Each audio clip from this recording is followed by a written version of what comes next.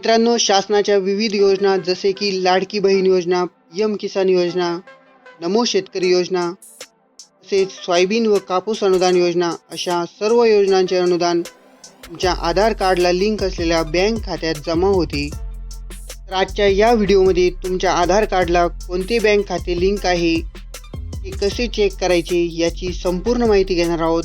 Video नक्की शेवटपर्यंत बघा. व्हिडिओ आवडल्यास व्हिडिओला लाईक करा. चॅनलवर नवीन असाल तर चॅनलला सबस्क्राईब करा. चला तर मग सुरू करूया. तर अर्ज करण्यासाठी तुम्हाला सर्वप्रथम myAadhar.uidai.gov.in या आधार कार्डच्या ऑफिशियल वेबसाईटवर यायचे आहे. या वेबसाईटची लिंक तुम्हाला डिस्क्रिप्शन बॉक्समध्ये दिलेली आहे. या वेबसाईटवर आल्यानंतर सर्वात पहिल्यांदा लॉग इन बटनावर क्लिक करा. त्यानंतर लॉग इन विंडो ओपन होईल. एंटर आधार कार्ड नंबरमध्ये तुमचा आधार कार्ड नंबर टाका.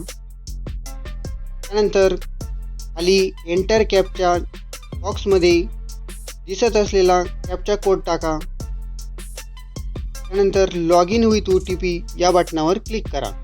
त्यानंतर तुमच्या आधार कार्डला लिंक असलेल्या मोबाईल नंबरवर 6 अंकी OTP येईल. हा OTP एंटर OTP या बॉक्समध्ये टाकून लॉग इन बटनावर क्लिक करा. आधार कार्डचे सर्व सर्व्हिसेस इथे ओपन होईल.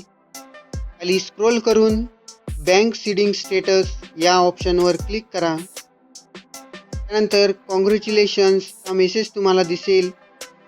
यामध्ये खाली तुमचा आधार कार्ड नंबर तुम्ही बघू शकता व त्याखाली तुमच्या आधार कार्डला कोणती बँक लिंक आहे त्या बँकेचे नाव इथे बघू शकता. युनियन बँक ऑफ इंडिया म्हणजेच तुमच्या आधार कार्डला युनियन बँकचे खाते लिंक आहे. याच खात्यामध्ये तुमच्या सर्व योजनांचे अनुदान जमा होईल.